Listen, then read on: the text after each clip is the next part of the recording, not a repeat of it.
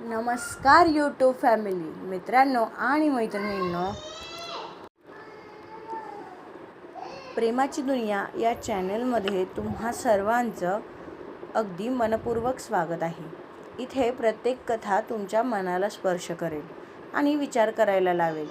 कधीकधी तुमच्या चेहऱ्यावर हसू देखील आणेल. ही कथा तुमच्या हृदयाला भिडेल आणि काहीतरी नवीन शिकवून जाईल. चला तर मग वेळ न दवडता सुरुवात करूया आजच्या या सुंदर भागाला. कथेच्या संगतीत प्रेमाची दुनियासोबत वळूया आपल्या आजच्या भागाकडे. मित्रांनो आणि मैत्रिणींनो, आपल्या स्टोरीजचे इथून पुढचे एपिसोड खूपच रोमॅन्टिक असणार आहेत. त्यामुळे आपल्या चॅनलला नक्कीच सबस्क्राईब करा आणि आपल्या चॅनलवरील नवनवीन अपडेट्स पाहत राहा. वळूया आपल्या आजच्या भागाकडे. मानवी आणि रियांश सर्वांचा निरोप घेऊन जायला निघतात. मानवी आश्रमाबाहेर येते आणि त्या आश्रमाच्या नावाच्या पाटीवरून अलगद हात फिरवते. त्यानंतर ती कारमध्ये बसते. कार विलाच्या दिशेने धावू लागतात. रात्रीचे 8 वाजले होते. सगळीकडे अंधार पसरला होता. रियांश मानवीला म्हणतो, जान, कसं वाटलं सरप्राईज? त्यावर मानवी त्याच्या मांडीवर बसते आणि त्याच्या छातीवर डोकं टेकवते. ती खूप दमली होती. यश मिररमधून मागे चालू असलेला सीन पाहत होता. मानवी म्हणते, खूप छान. तुम्ही आज मला जे दिलंय त्यासाठी मी आयुष्यभर तुमची ऋणी राहीन. कारण तुम्ही फक्त मला नाही तर त्या आश्रमातील सर्वांना एक उत्तम आयुष्य दिलं आहे. एवढं बोलून ती डोळे मिटून घेते. काही वेळातच रियांशला तिचे गरम श्वास जाणवतात आणि मानवी झोपल्याचं त्याच्या लक्षात येतं. तो प्रेमाने तिच्या कपाळावर चुंबन घेतो आणि तिच्या केसातून हात फिरवू लागतो.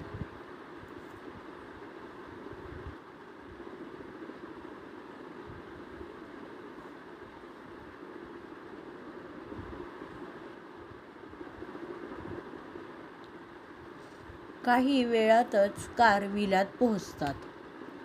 कार थांबताच बॉडीगार्ड पटकन कारचे दार उघडतात. रियांश अलगद मानवीला उचलतो आणि विलाच्या आतमध्ये जातो. सर्वजण त्यांच्याकडेच पाहत होते, पण रियांश मात्र त्यांच्यावर लक्ष न देता थेट बेडरूममध्ये जातो. तो मानवीला बेडवर झोपवतो आणि मागे वळणार इतक्यात मानवी त्याचा हात पकडते. तो तिच्याकडे पाहतो.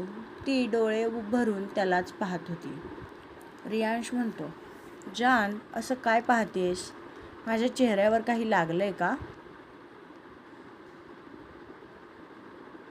मानवी मानेनेच नकार देते.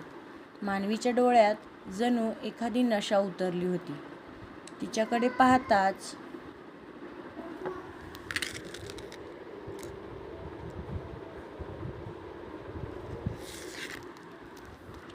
रियांशला देखील ते समजलं होतं. मानवी म्हणते, मी तुम्हाला काही मागितलं तर तुम्ही मला द्याल का? त्यावर रियांश म्हणतो, तू फक्त सांग जान, तुझ्यासाठी मी काहीही करेन. त्यावर मानवी म्हणते, आपण फक्त कोर्ट मॅरेज केलं आहे, पण मला सगळ्या विधींसहित आणि देवा ब्राह्मणांच्या साक्षीने तुमच्याशी पुन्हा लग्न करायचं आहे. तिच्या तोंडून हे शब्द ऐकताच रियांशच्या चेहऱ्यावर एक मोठी स्मितरेषा उमटते. तो म्हणतो, ठीक आहे, जसं तुला हवं तसं लग्न आपण लवकरच करूया. एवढं बोलून तो जायला वळतो, पण मानवी मात्र काहीतरी वेगळ्याच मूडमध्ये होती. ती पटकन पाठीमागून रियांशला मिठी मारते. रियांश तिच्या भावना समजत होता.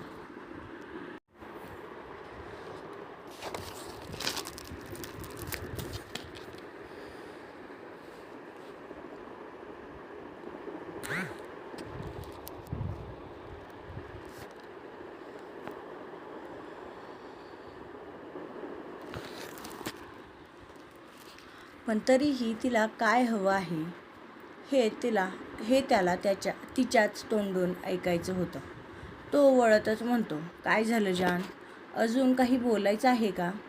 आता मानवीला राग येत होता, पण ती रियांशसमोर येऊन उभी राहते. तो तिच्याकडेच पाहत म्हणतो. तो तिच्याकडेच पाहत होता. मानवीने आपले ओठ दातांमध्ये चावले होते, कारण काय आणि कसं बोलावं हेच तिला समजत नव्हतं. ती म्हणते, मला तुमची बायको असल्याचा हक्क पाहिजे. त्यावर रियांश अनभिज्ञ असल्यासारखा म्हणतो, हो पण मी तर तुला तो हक्क केव्हाच दिलाय. मानवी थोडं थांबते. रियांशला तिची अवस्था समजत होती, पण तो मनातच म्हणतो, जान तू एवढे दिवस मला सतावलं आहेस, तर थोडी मज्जा तर तुझी घ्यायलाच हवी. बघूया माझी ही शेरनी काय करते. त्यावर मानवी त्याचे दोन्ही हात पकडून मागे वळवते आणि दुसऱ्या हाताने त्याची हनुवटी वर उचलून म्हणते, अहो तुम्ही मुद्दामून मला त्रास देत आहात का. तुम्ही रिअल इस्टेट किंग आहात. लोक तुम्हाला डेव्हिल म्हणतात.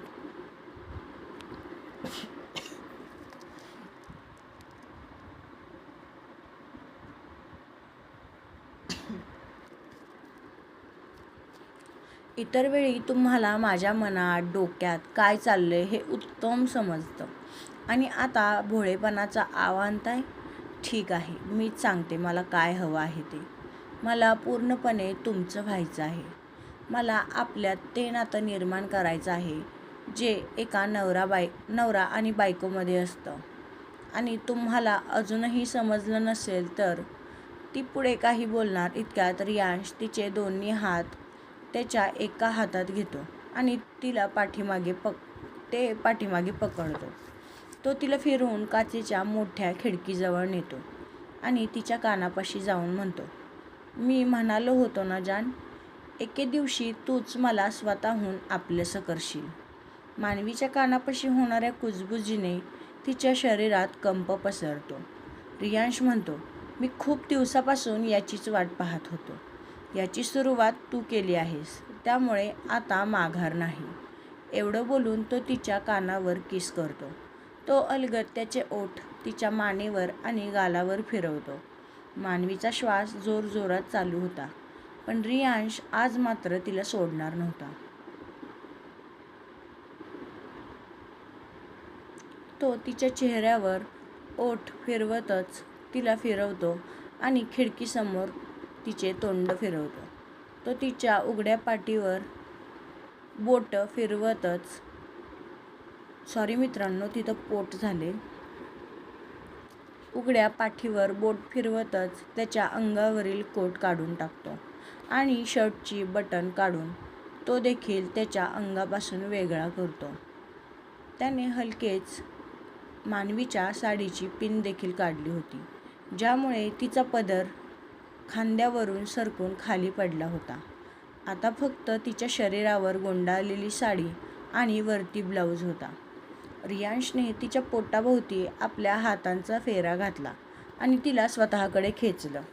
त्याच्या त्या स्पर्शाने त्याच्या बोटांच्या होणाऱ्या हालचालीने तिच्या अंगावर शहारा उमटत होता. ती म्हणाली, अहो प्लीज. त्यावर रियांश म्हणाला, मी आधीच सांगितलं आहे, आता माघार नाही. एवढं बोलून तो तिच्या अंगावर हात फिरवू लागतो. मानवीची बोटे अलगद त्याच्या हातावर विसावतात. रियांशचे ओठ तिच्या मानेवरून हलकेच तिच्या पाठीवर फिरत होते. त्याने अलगद तिच्या ब्लाऊजच्या हुकांना उघडलं. आता तिचा ब्लाऊज सैल झाला होता. मानवीला हे सगळं समजत होतं, पण तरीही ती रियांशला प्रतिसाद देत होती. रियांशने तिचा ब्लाऊज बाजूला सारला आणि तो पटकन खाली पडला.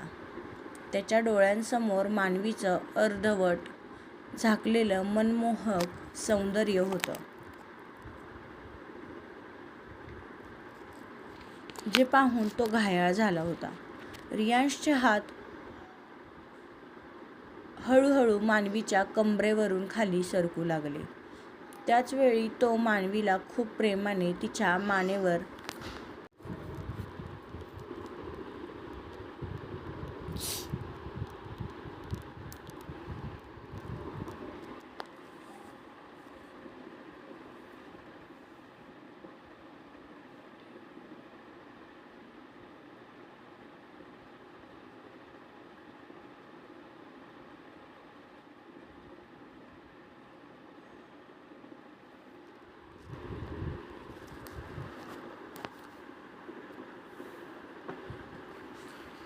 त्याचवेळी तो मानवीला खूप प्रेमाने तिच्या मानेवर आणि पाठीवर चुंबन देखील देत होता. त्याचे ओठ आता तिच्या आतील कपड्यांच्या हुकांपर्यंत पोहोचले होते. त्याने किस करतच त्या तिन्ही हुकांना अलगद वेगळं केलं, ज्यामुळे मानवीच्या अंगावरील तो कपडा देखील दूर झाला होता. मानवीचे ते उरोज आता मोकळे झाले होते, जे आत्तापर्यंत त्या कपड्यांच्या आतमध्ये लपले होते. मानवीने मात्र स्वतःचे डोळे घट्ट मिटले होते. रियांश तिच्या त्या सौंदर्याकडे निहाळून पाहत होता. मानवी मात्र शहारली होती. तिने तिच्या साडीला घट्ट पकडलं होतं. मानवीची ही कृती पाहून रियांश हलकेच हसला आणि तिच्या साडीचा पदर हातात घेऊन त्याने तो जोरात खेचला, ज्यामुळे साडी निसटली आणि मानवी त्याच्या समोर आली.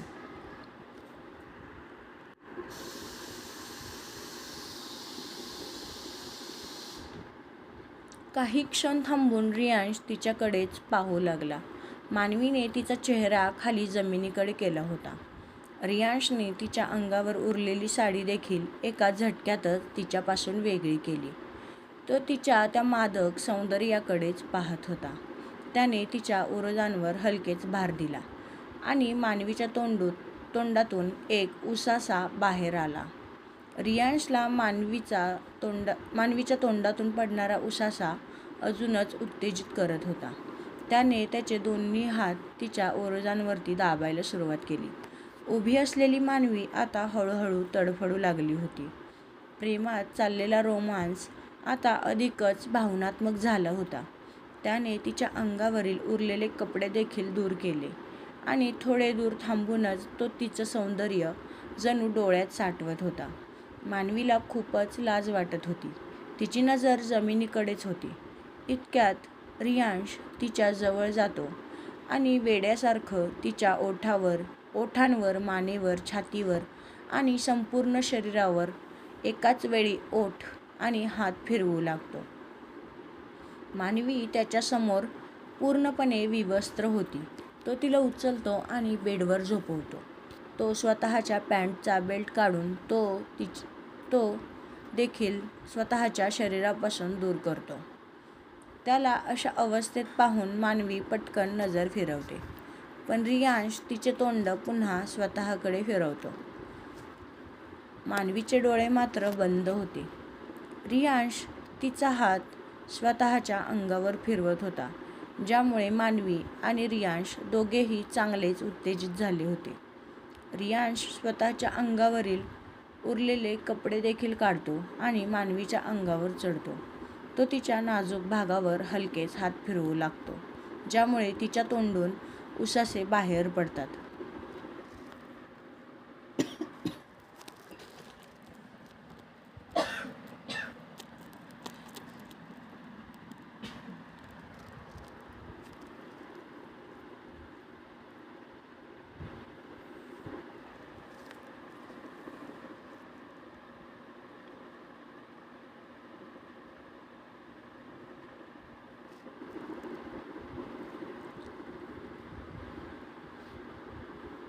तो एकाच वेळी तिचा नाजूक भाग आपल्या हाताने स्पर्श करत होता.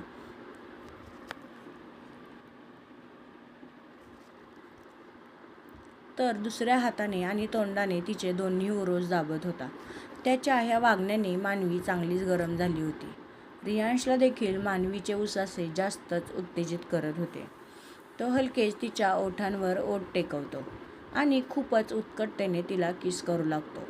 इतका वेळ चाललेला शांत रोमांस आता अशा एका भावनात्मक वळणावर होता, ज्यात मानवी आणि रियांश स्वतःला हरवून एकमेकांचे होणार होते. तो जोरजोरात तिचे उरोज दाबत होता, तर कधी तिच्या नाजूक भागावर रफली स्पर्श करत होता. काही वेळाने मानवीचे उसासे अजूनच तीव्र झाले आणि तिचे हात रियांशच्या पाठीवरती रोवू लागले. तिच्या या कृतीने रियांश अजूनच उत्तेजित झाला आणि त्याचा ताठ झालेला भाग तिच्या नाजूक भागावर ठेवून तो एक जोराचा धक्का देतो, ज्यामुळे मानवीच्या तोंडून जोराची किंकाळी आणि डोळ्यातून अश्रू एकाच वेळी बाहेर येतात. पण रियांश कुठे थांबणार होता. तो तिला किस करतच त्याचं काम करत होता. मानवीच्या तोंडून फक्त वेदनादायक उसासे आणि त्याचबरोबर तिच्या डोळ्यातून अश्रू देखील बाहेर पडत होते. साधारण 3 तास त्या रूममध्ये मानवीचे उसासे आणि रियांशच्या प्रेमाची बरसात चालू होती. 3 तासांनी दोघेही घामाने ओलेचिंब झाले होते.